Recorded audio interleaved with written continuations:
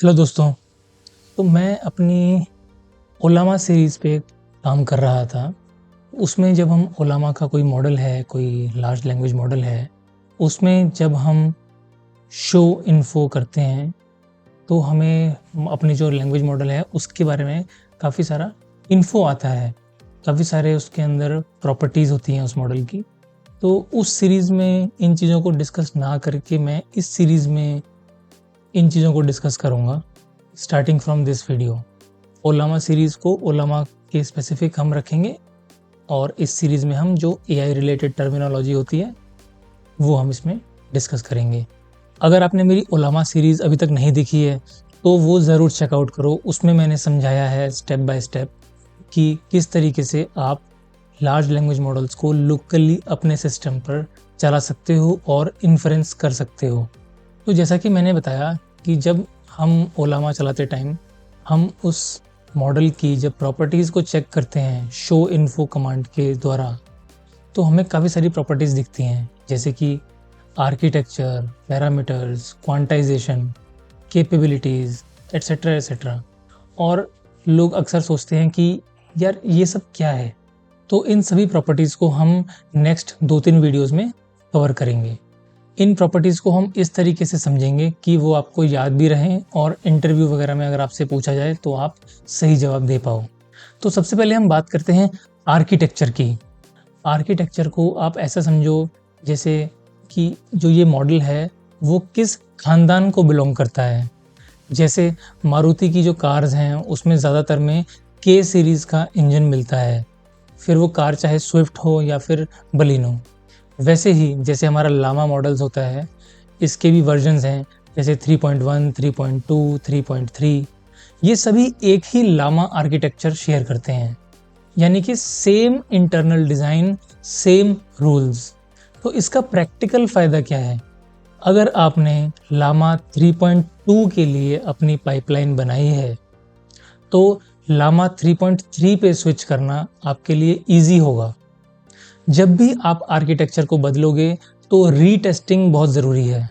कुछ common architectures हैं Llama by Meta, Mistral by Mistral AI, Gemma by Google, Qwen by Alibaba, Phi from Microsoft.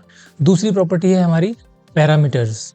जैसे हमने देखा है ना, ये इसमें इस मॉडल में 3.8 बिलियन पैरामीटर्स हैं। 3.8 बी लिखा होता है, इसका मतलब है 3.8 अरब एडजस्टेबल नंबर्स जो कि मॉडल ने अपने ट्रेनिंग के टाइम पर सीखे हैं।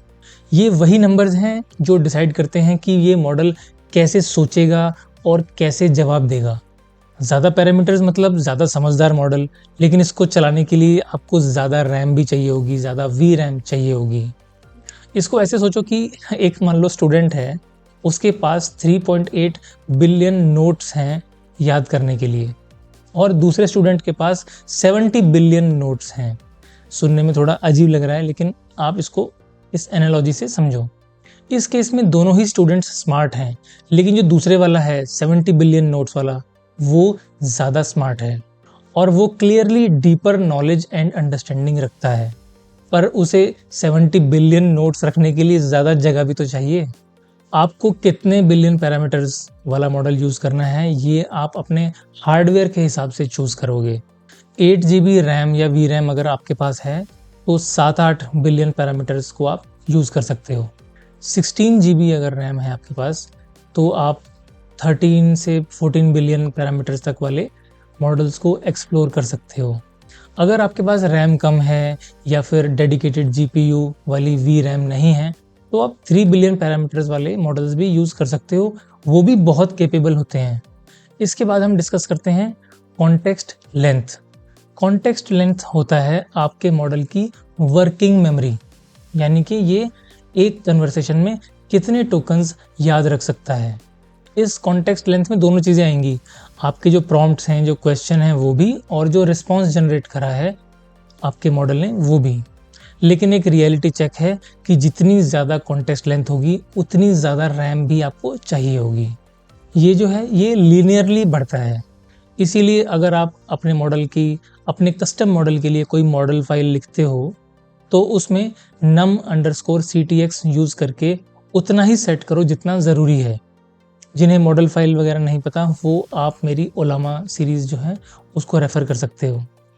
इसमें मॉडल फाइल को यूज़ करके हम अपने कस्टम मॉडल्स अपने लोकल सिस्टम पर बिल्ड कर सकते हैं और यूज़ कर सकते हैं, इन्फ्रेंस कर सकते हैं।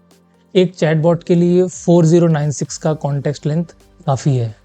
अगर आप कोई डॉक्यूमेंट एनालिसिस करना चाहते हो तो उसके लिए आप 32,000 एज कॉन्टेक्स्ट लेंथ सेट कर सकते हो। बहुत बड़े कोड बेस के लिए या फिर पूरी किसी बुक के लिए अगर आपको इन्फ्रेंस करना है तो 128,000 या उससे ज़्यादा का आप कॉन्टेक्स्ट लेंथ सेट कर सकते हो।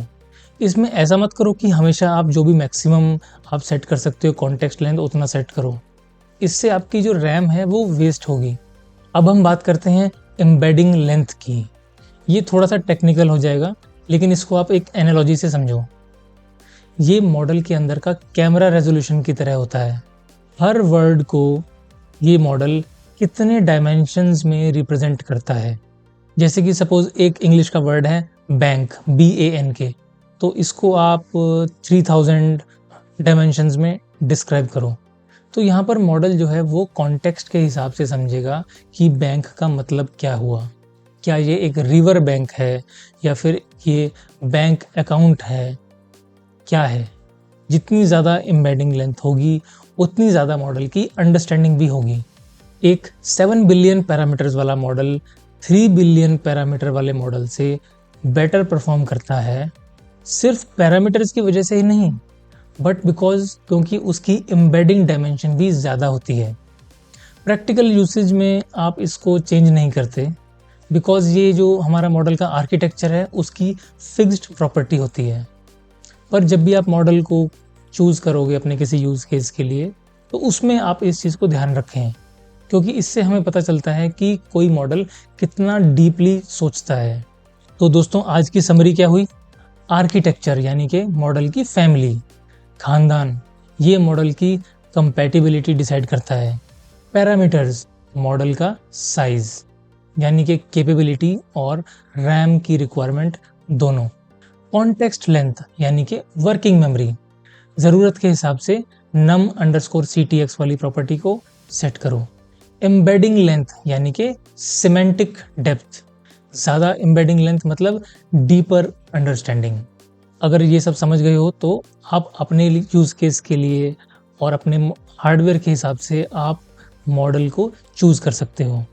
नेक्स्ट वीडियो में हम क्वांटाइजेशन और कैपेबिलिटीज़ वाली प्रॉपर्टीज़ को डिस्कस करेंगे, तो नेक्स्ट वीडियो को भूल कर भी मिस मत करना। और अगर ये वाला वीडियो आपको अच्छा लगा हो, हेल्पफुल लगा हो, तो आप इस चैनल को सब्सक्राइब करें, इस वीडियो को लाइक करें और अपने किसी एक फ्रेंड को तो ये वीडियो ज़रूर शेयर करें। तो मिलते हैं फिर नेक्स्ट वीडियो में। तब तक के लिए कुछ ना कुछ बनाते रहो और डिप्लॉय करते रहो। Thank you.